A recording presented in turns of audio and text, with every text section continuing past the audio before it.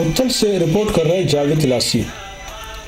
وزیر اعلیٰ بلوچستان کی خصوصی ہدایت پر ڈپٹی کمشنر لسب اللہ شبیر احمد مینگل کی قیادت میں کشمیری بھائیوں سے اظہار یکجہتی کے حوالے سے اتل میں ریلی ڈپٹی کمشنر آفس سے نکالی گئی۔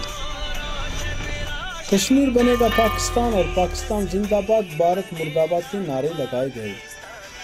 ریلی میں تلاوت کلام پاک ستار عاصم نے پڑھی۔ اس کے بعد شرکا قبائلی عمائدین سردار غلام فاروق شیخ، غلام محمد عرف گلو جاموٹ، سردار زادہ غلام قادر شیخ، ظفر جاموٹ، پرکاش کمار لاسی و دیگر نے خطاب کرتے ہوئے کہا کہ کشمیری بھائیوں سے اظہار یکجہتی کرنا ہمارا مذہبی اور قومی فریضہ ہے۔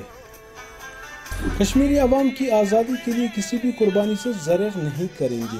مودی سرکار جتنا بھی ظلم کرے، کشمیر کا مسئلہ اتنا ہی اجاگر ہوگا۔ طاقت سے کشمیریوں کی آواز کو دبایا نہیں جا سکتا۔ کشمیری عوام کی مسلسل جدوجہد اور لازوال قربانیاں ضرور رنگ لائیں گی۔ کشمیر پاکستان کا حصہ تھا اور بنے گا۔ بھارت نے جارجیت کے زور پر کشمیر پر غاصبانہ قبضہ کر رکھا ہے۔ اتل سمیت لسب اللہ برقعور عوام اپنے کشمیری بھائیوں کے ساتھ ہے۔ شہدائے کشمیر کی قربانی رائے نہیں جائیں گے۔ شہیدوں کا لہو ضرور رنگ لائے گی۔ ریلی میں گورنمنٹ بوائز اسکول اتل کے اساتذہ، طلباء سمیت قبائلی شخصیات بھی شامل تھے۔